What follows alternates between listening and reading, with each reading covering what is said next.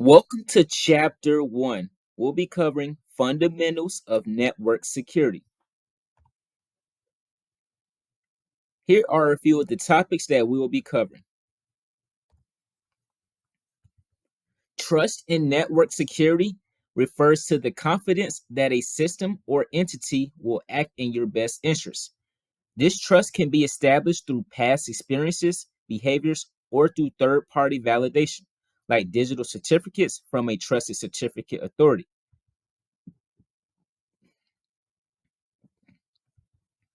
Trust is not absolute. It changes based on adherence to rules and security policies. Security objectives are important in defining what trust entails in a network. Confidentiality ensures that only authorized users can access data. Integrity protects data from unauthorized changes, ensuring that information remains accurate and trustworthy. Availability ensures that network resources are accessible to authorized users when needed without disruption. Here's a diagram showing a digital certificate and its role in establishing trust between entities.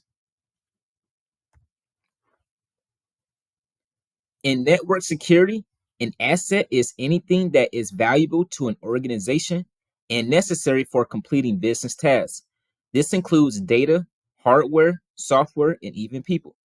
Protecting these assets is the primary goal of network security. Risks arise when threats exploit vulnerabilities in the network. For instance, the user domain is vulnerable if users are not properly trained or authenticated.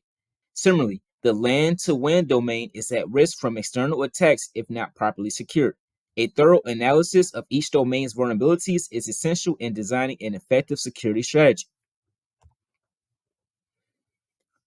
The core goals of network security, often summarized as confidentiality, integrity, and availability, are designed to protect an organization's data and resources. Confidentiality ensures that sensitive information is accessed only by authorized users. Integrity maintains the accuracy and trustworthiness of data, and availability ensures that resources are accessible when needed. Beyond the CIA, network security must also support the organization's business tasks and overall mission. This includes ensuring that security measures do not impede the workflow or hinder productivity. Monitoring the IT environment for policy violations and enforcing access controls are critical in achieving these goals. The success of network security is measured by how well it meets the organization's stated security goals and standards. This baseline definition serves as a reference point for evaluating security efforts. When a violation occurs, whether it's a data breach, downtime, or unauthorized access, it indicates that the security measures in place were insufficient. Continuous improvement is a key aspect of network security. As new threats emerge, security professionals must adapt their strategies, update systems, and implement new defenses. The goal is not just to maintain security, but to enhance it over time, learning from past incidents to prevent future ones. Here's a graphic illustrating the continuous improvement cycle in network security. A written network security policy is essential because it ensures that all security professionals within an organization are aligned in their efforts to protect assets and maintain security. This policy serves as a guideline for installing and configuring security components, responding to incidents, and measuring the success of security efforts. Planning for the worst case scenarios is a critical part of security policy. When a security incident occurs, the policy provides a clear framework for response, containment, and recovery. Without such a policy, the organization may struggle to effectively manage security risks and could face significant losses. Network security is not the responsibility of a single person or department. It is a shared responsibility across the entire organization. Senior management is responsible for security, setting the tone, and prioritizing security efforts. IT staff are responsible for designing, implementing, and managing security infrastructure. Network users, including employees at all levels, play a critical role in maintaining security. They must be trained and aware of the security policies, understand their responsibilities, and know how to avoid common security pitfalls. Regular training and awareness programs are essential to ensure that everyone in the organization is aligned with the security objectives.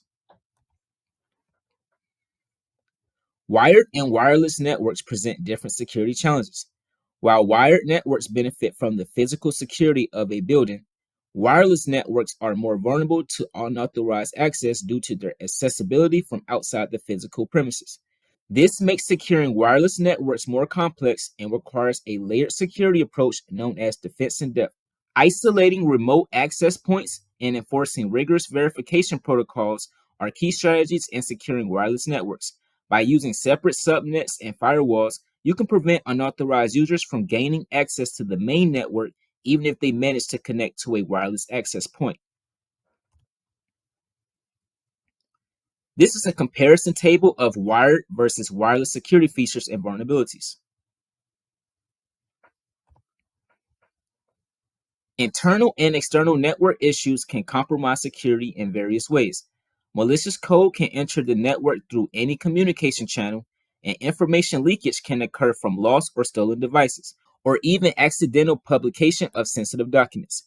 Zero-day exploits are particularly dangerous because they target previously known vulnerabilities for which no specific defenses exist.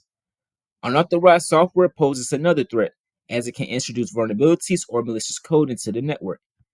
Internal threats, such as malicious or careless employees, are often the most significant risk to network security.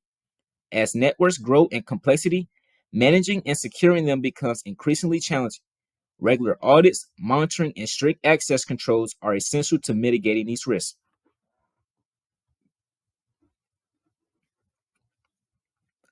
Firewalls are a critical component of network security, acting as a barrier that controls traffic based on predefined security rules. They can filter traffic at various levels, including packet filtering, which examines the contents of packets at the IP, TCP, or UDP layer. Intrusion detection systems and intrusion prevention systems are designed to detect and respond to potential threats. An IDS identifies suspicious activity and alerts administrators, while an IPS goes a step further by taking action to block the threat in real time. Network access control ensures that only compliant and secure devices are allowed to connect to the network. This is essential for maintaining a secure environment, especially with the proliferation of mobile devices and remote work. Virtual private networks provide secure remote access to the network by encrypting data as it travels across the internet. This ensures that sensitive information remains protected from interception. Proxy servers and network address translation add additional layers of security by hiding the internal network's IP addresses and filtering content. This prevents external entities from directly accessing the internal network, reducing the risk of attack. The Transmission Control Protocol Internet Protocol Suite is the backbone of network communication, both on local networks and the internet. It operates through a set of layered protocols, with each layer serving a specific function. The OSI model, although theoretical, helps us understand these layers in a structured way.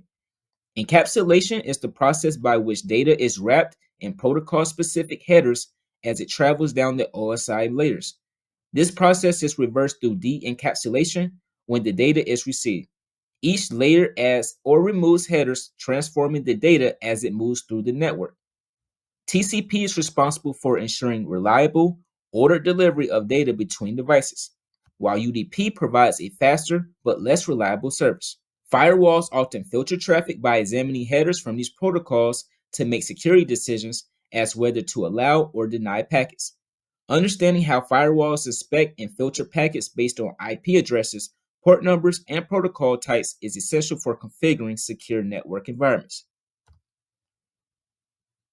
Here's a graphic showing the difference between TCP and UDP. In this presentation, we covered the fundamental aspects of network security. As the landscape of cybersecurity evolves, continuous learning and adaptation are essential. Security professionals must stay updated with the latest threats and technologies to ensure that networks remain protected against the risks. And that concludes this chapter.